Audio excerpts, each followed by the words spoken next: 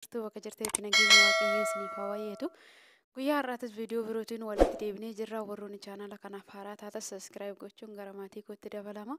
Warroonni maatii koo taatanii na hordofaa jirtan guddaa galatoomaa isiniin jedha. Egaa viidiyoo har'aa viidiyoon baay'ee waa hedduu irraa taasisee fi jireenya keenya keessatti kan eenyummaan keenya iyyuu of gaafachuu qabnu.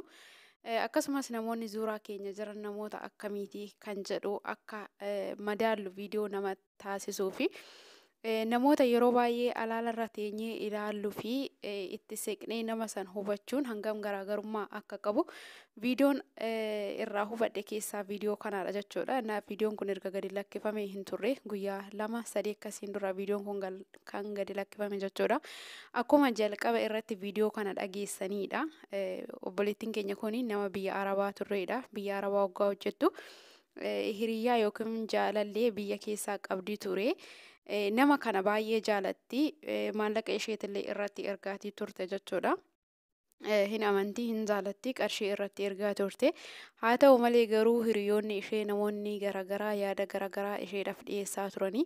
Namni kun akka durriyyee ta'e akka ittiin dhugu bakkee maznaanyaa garaagaraatitti akka nama kana argaa jiranii. Even birrii namarraa liqeeffatee akka inni ittiin bashannanuu fi birrii isheen ergitu akka nama inni hojiirra hin oolchine bakka waan garaagaraa isheedhaan jechaa turanii. Isheen illee isa kana dhagahuudhaan ofitti gaddaa jiraachatii turte. Egaa warroonni nama madaalan namoota hedduutu jira yuutuuban keessa irratti jechuudha. Keessattuu gara ijoollee abashootatiin jechuudha. Baay'ee ijoollee kaameraa dhoksaatiin nama madaalan namoota hedduutu jira.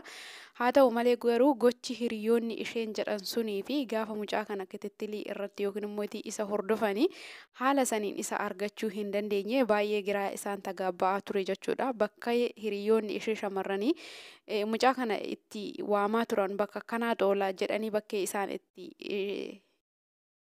haasa'anii isheetti mansan bakka sanitti mucaa kana argachuu hin dandeenye jechuudha. Isheedhaan garuu inni birrii kee ati birrii kee argadheetti irratti ergitaa inni birrii kee si jalaa balleessaa jira inni iddoo bashannanaa xoolaa iddoo caffaraa deemaa waan garaagaraa isheedhaan jedhaniiti kan isheetti himanii. Yaa kan namni biyya ormaa keessa jiru gaafa namni akkana namaan jedhu hangam akka keessa namaa nama jeeqamu hundumti keenya iyyuu hin beekna. Isheenis erga kitittilii kana taasistee gara biyyaa galuudhaaf yeroo dhiyaatutti kan kana gochuu eegalte. Isheen mulumaan muluutti mucaa kanarraa amanamummaa dhabdee jirti. Hiriyoota ishee kan isaan jedhanii san qofa amante malee dhuguma namni kuni nama akkamiiti kan jedhu hin jaalatti hin beekti. Garuu wanti hiriyoonni ishee jedhaniin kunis dhugaadha bakka jireenyi koo badee jira birriin hangammaa biyya Arabaatis hojjedhe lafatti na jalaa badee jira lafaatiin koo kantuu ta'ee jira jettee ofitti gaddaa turte. Namoota kana madaalsisuu eegalte jechuudha. Kana kan isheetti maa ture waa hubachuu qabdan keessa hiriyoota isheeti jechuudha. Nama biyya keessatti mucaa kana qaaman isa beekanii ishees kan isa beekanii akka waan bakka sanitti isa argaa turaniititti kan isheetti himaa turan jechuudha.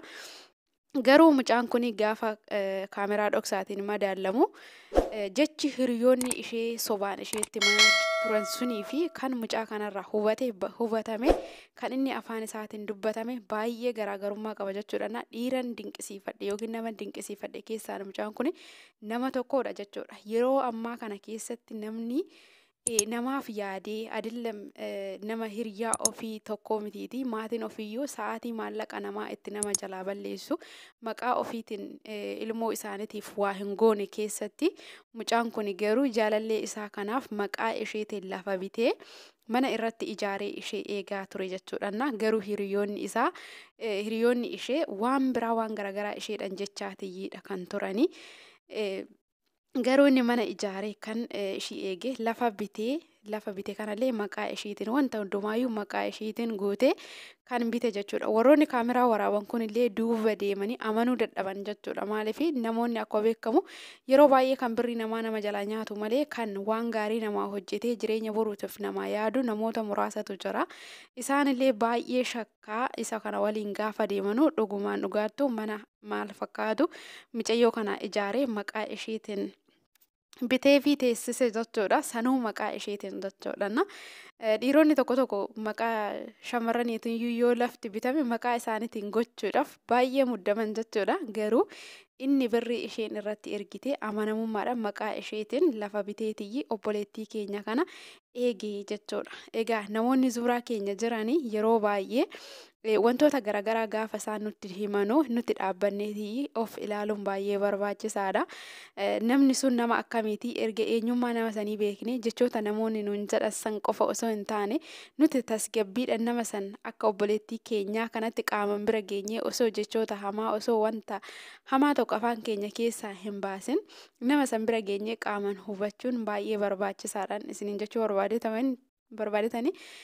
Waaqayyoon jaalala akkanaa isiniif haa kennu yookiin immoo nama amanamaa akkanaa kana nuuf haa kennu hunduma keenya ifuuyyuu dhugaa baay'ee tokkoon itti gammadanii jechuudha. Yeroo jalqabaatiif namoonni ni zallalamanii yookiin ni madaalamanii garuu kan amanamummaadhaan taa'ee ishee eegee maallaqa ishee osoo hin balleessin hojiirra isheedhaaf oolchee mana isheedhaaf bitee ishee eege jechuudha. Egaa hiriyoonni ishee akkuma jalqaba irra sagalee irratti dhageessanii waan garaagaraa jechaanii turanii.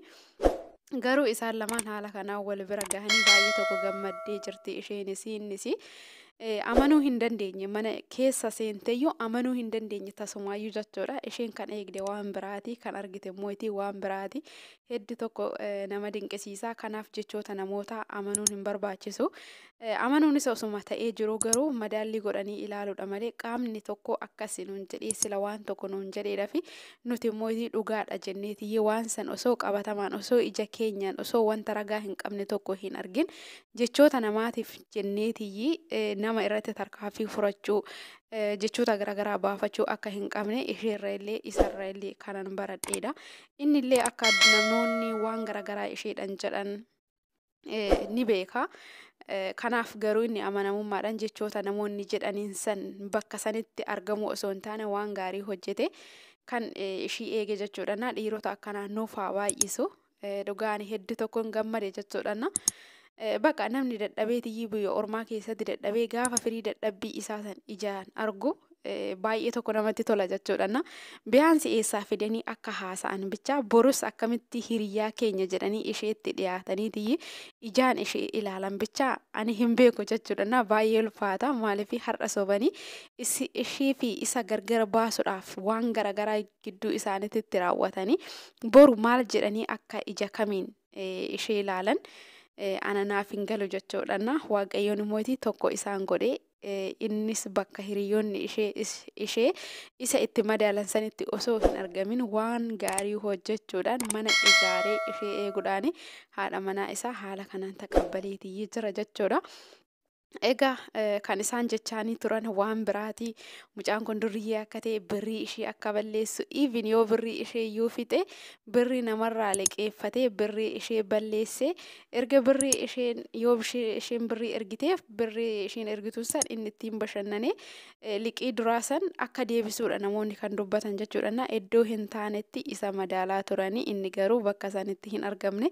Egaa waaqayyoon nama akkanaa nuuf haa kennu hunduma keenya fuuyyuun isiniin jedha. Nama jaalala dhugaatiif jireenya boruutiif nama barbaadu haqan nuti hojjenne san osoo nu jalaa hin balleessin jechuudha. Yeroo jalqabaatiif ani viidiyoo kanan arge namoota hedduutu dinqisiifate jechuudha. Biyaansi viidiyoo kana muluu isaa seentanii ilaaluu dandeessanii kutaa tokko hanga kutaa lamaatitti viidiyoo suni kan hojjetame jechuudha. Even warroonni mucaa kana zallaluudhaaf itti deemanillee gargaarsa birrii akka godhanii fi akka mucaa kana abbarataa ta'anidha kanan arge jechuudha. Hojii inni eegale irratti wantoota garaagaraatiif akka inni qalamii mana dibsiisuuf wanta bakka isa birrii hanqatetti gargaarsa godhaniif jechuudha. Egaa namni yoo waan gaarii hojjete nama gammachiisa. Garuu nama wal lolchiisuudhaaf jechoota garaagaraa gaafa dubbannu deebinee ofumaa keenya itti qaanofna. Wanta qabatama hin qabne tokko kana jennee gaafa dubbannu nama fageenyarra jiru sanis dhugaa itti fakkeessinee miidhuu dandeenya. Garuu namni mootii aarii keessa galeetii yeroodhaaf nama sanillee dhabuu ni dandeessi ture. Garuu immoo waan jaalala dhugaa isheedhaaf isaaf qabduuf innis waan jaalala dhugaa isheedhaaf qabuun haala kanaan mana bareechisee mana ijaaree haala kanaan haadha manaa isaatiin wal argee jira yeroo kanatti jechuudha. Warroonni nama gidduu deemaniitii waree asiif achi fuudhanii namoota walitti naqanii yaa'u dhumni isaanii qaanii ta'a jechuudha. Kanaaf waan sobaa dubbannee ofitti qaana'uurra waan dhugaarra dubbanneetii jiraachuu wayyan jedhaa baay'ee natti tolee jira. Umurii dheeradhaa fayyaa argadhaa horaa bulaan.